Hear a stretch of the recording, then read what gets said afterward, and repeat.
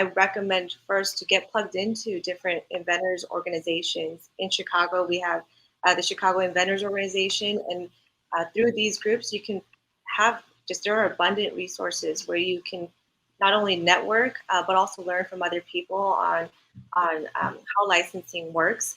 And once you have kind of that kind of support network around you, you can also work with an attorney like myself to help make sure that the license terms and everything is there to protect you properly.